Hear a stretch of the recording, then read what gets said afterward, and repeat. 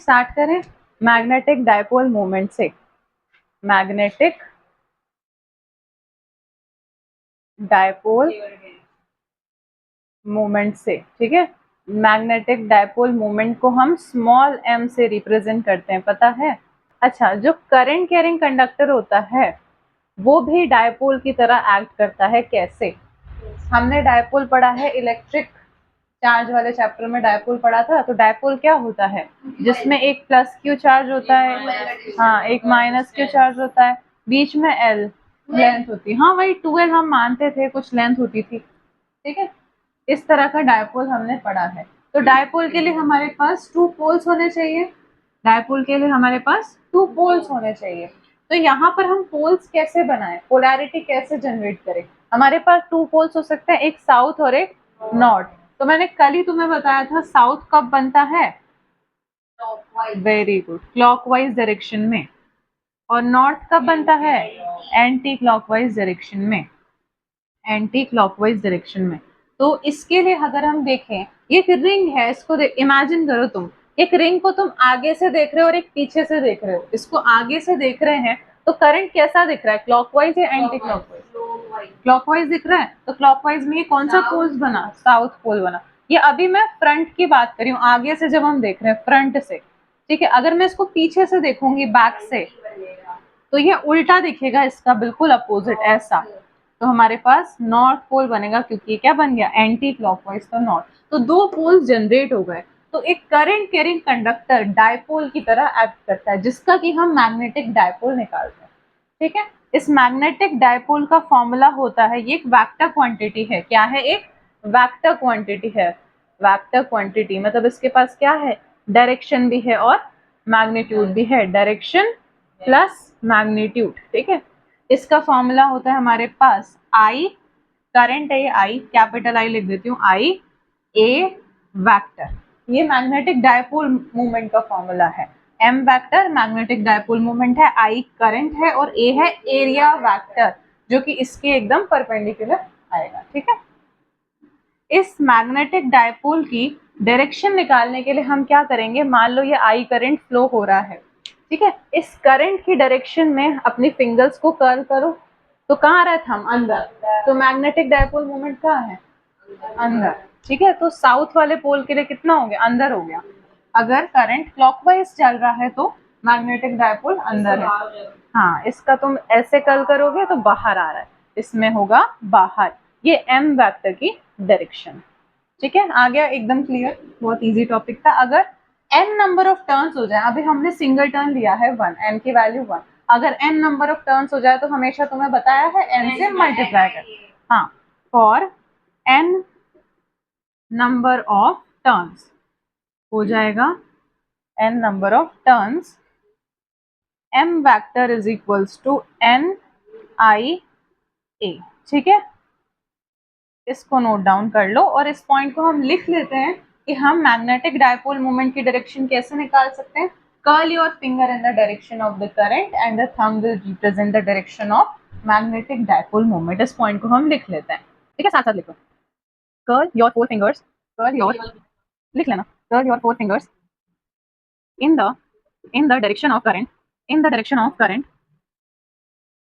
your thumb will give the, your thumb will give the direction of magnetic dipole movement, ठीक है। लोग इसको note down करो। Point अब लिख लेते हैं जो बताया था कि सर्कुलर करंट कैरिंग लूप किसकी तरह एक्ट करता है? मैग्नेटिक डायपोल की तरह। इसको लिख लेते हैं एक बार, circular current carrying loop acts as a magnetic dipole, acts as a magnetic dipole, ठीक है। अब देखो, ये है मेरे पास एक सर्कुलर करंट कैरिंग कंडक्टर, ठीक है।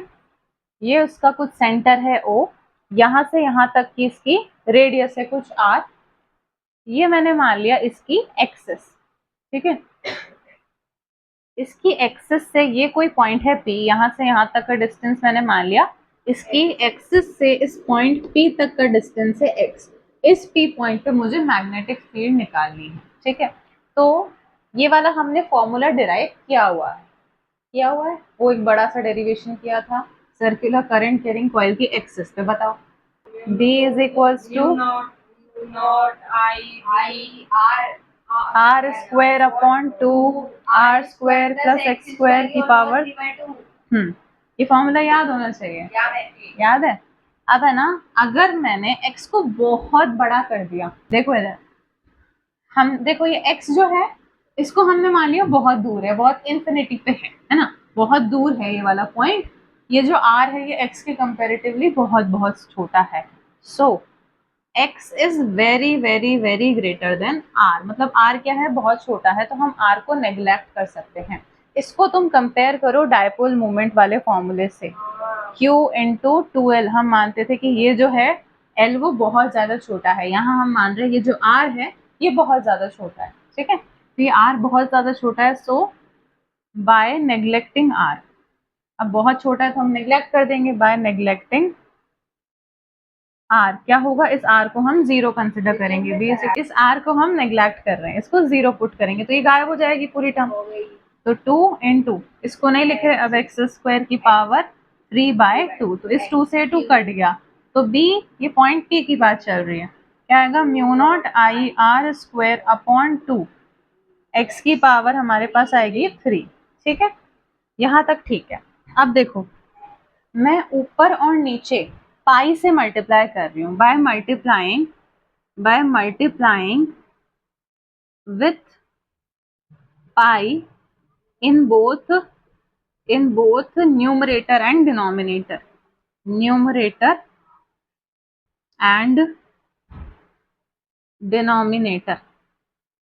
ठीक है, BP magnetic field eight point P क्या हो जाएगा, म्यू नॉट आई, इधर पाई लिख दिया क्योंकि पाई मल्टीप्लाई किया है आर स्क्वायर अपॉन 2 पाई से मल्टीप्लाई किया था एक्स क्यूब, पाई ऊपर भी मल्टीप्लाई कर दिया नीचे भी मल्टीप्लाई कर दिया। ठीक है,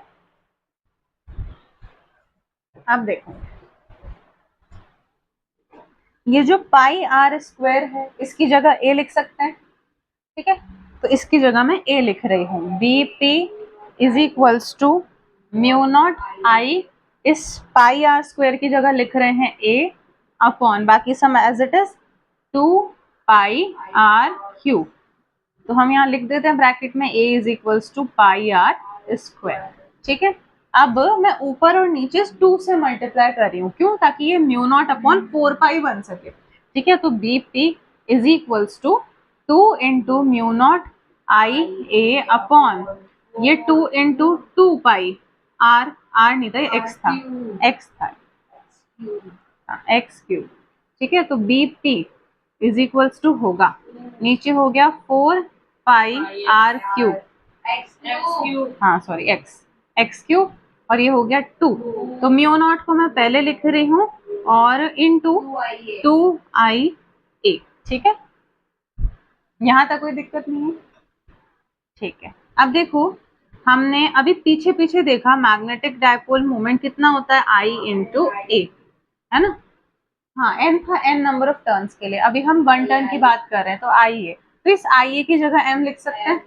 ठीक है, तो मैं रिप्लेस कर रही हूँ BP is equals to mu not upon 4 pi 2 times of m, IA की जगह m अपॉन एक्स क्यूब। ठीक है, ये हमारा फॉर्मूला आ गया for magnetic field on the axis of a current carrying conductor, जो कि एक मैग्नेटिक डायपोल की तरह एक्ट करता है। ऐसा ही हमने एक फॉर्मूला इलेक्ट्रिक फील्ड वाले चैप्टर में निकाला था। डायपोल्स के लिए एक्सिस वाला फॉर्मूला कौन सा था, E is equals to 2kp upon R cube, ये एक्सिस वाले में था, है ना। अब इस k को मैं 1/4 पाई एप्सिलॉन नॉट लिख दूं, ये 2p अपॉन आर क्यूब, तो ये दोनों एनालॉग नहीं लग रहे तुम्हें, सेम से नहीं लग रहे। एप्सिलॉन नॉट अपॉन 4 पाई की जगह हमने 1/4 पाई, सॉरी म्यू नॉट अपॉन 4 पाई की जगह हमने 1/4 पाई एप्सिलॉन नॉट लिखा है, m की जगह p आ गया है और x क्यूब आर क्यूब। ठीक है, तो इसी का ये एनालॉग है, ये हम पॉइंट वाइज लिखेंगे अभी, पहले इसको लिख लो तुम अच्छे से। हाँ, magnetic field on axis line, अब magnetic field on axis line क्या था, mu not upon 4 pi 2m upon R cube. ठीक है, हाँ X cube, sorry X cube, मैं बार बार आर बोल रही हूँ। मैग्नेटिक फील्ड किसकी हो गई, magnetic field on the axis, वो था इलेक्ट्रिक फील्ड में 1/4πε0 2p/r³। ये हमारा इलेक्ट्रिक फील्ड के लिए था, है ना, electric field on the axis for a electric dipole, magnetic field on the axis for a magnetic dipole. तो ये दोनों क्या है, एनालॉग है, ठीक है। कभी भी ऐसे होता है ना कि दो फॉर्मूलाज मैच कर रहे हैं, तो वो क्या है, एनालॉग है। तो हम ये सारे पॉइंट्स अब लिखें, और उससे पहले ये तो हो गया एक्सिस वाला, इक्वेटोरियल वाले के लिए भी तो हमें फॉर्मूला देना पड़ेगा ना, तो वो भी सेम इसका एनालॉग ही होता है। जैसे ये देखो, ये है हमारी सर्कुलर करंट कैरिंग कंडक्टर, कुछ आई करंट इसके थ्रू जा रहा होगा, ये इसका ओ सेंटर हो गया, यहाँ से यहाँ तक की डिस्टेंस आर, हाँ, और यहाँ मान लो एक्सिस पर, यहाँ पर एक पॉइंट हमने ले लिया, इस इक्वेटोरियल पॉइंट पे मैग्नेटिक फील्ड चाहिए, तो बी इक्वेटोरियल हो जाएगा।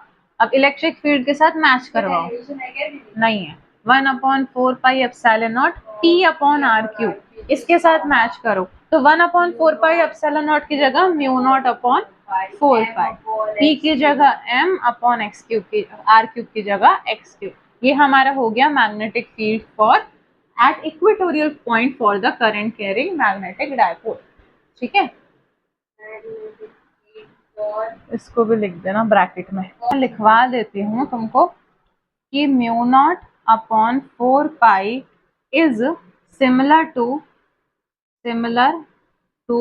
1/4πε0, ठीक है। और x और r दोनों ही डिस्टेंस है एक्सियल लाइन पे, x and r are both distance on axial line, तो हम कह सकते हैं कि एक current carrying loop magnetic dipole की तरह एक्ट करता है। A current carrying loop works as a magnetic dipole,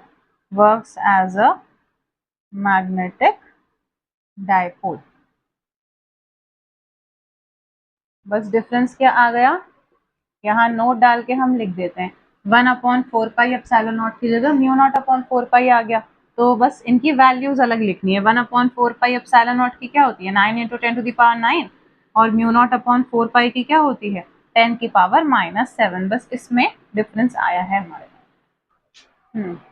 magnetic field at axial point due to a circular current carrying loop,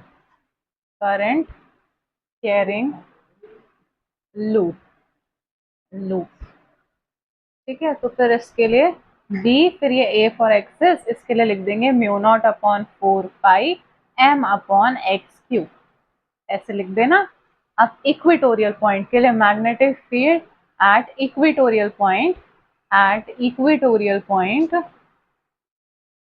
point due to circular current carrying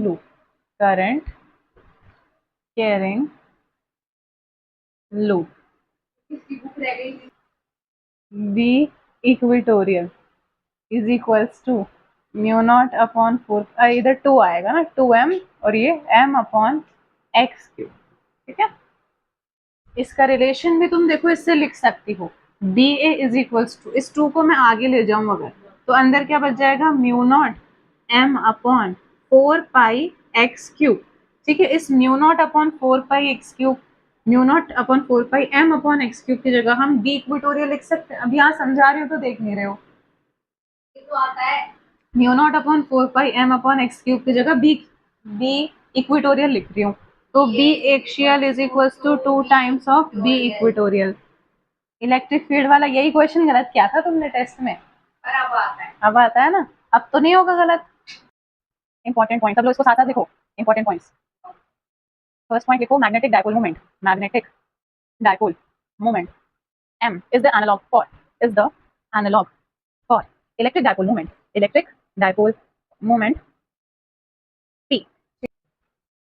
Similarly, magnetic field at the axis point and equatorial point and equatorial point and equatorial point at the axis and equatorial point for current carrying loop is an analog for magnetic field at axial and equatorial point for electric dipole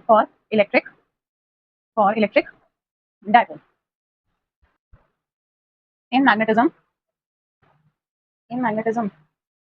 magnetic dipole is the most, इसको magnetic dipole में bracket में लिख देना, current loop is the most elementary element. Current loop produces magnetic field and behaves like a magnetic dipole at large distances.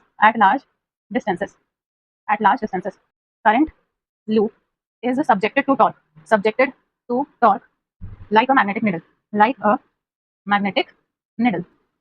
जैसे एक magnetic needle में torque लगता है ना, वैसा ही टॉर्क करंट कैरिंग लूप में भी लगता है। ये मान लो मैग्नेटिक निडल, जैसा टॉर्क मैग्नेटिक निडल में लगता है वैसा इसमें भी लगता है। उसके लिए अपन पूरा डेरिवेशन देखेंगे, torque on a circular current carrying loop. कल ही स्टार्ट कर लेंगे उसको, 2 टॉपिक रह जाएंगे, कल के कल हो जाएंगे।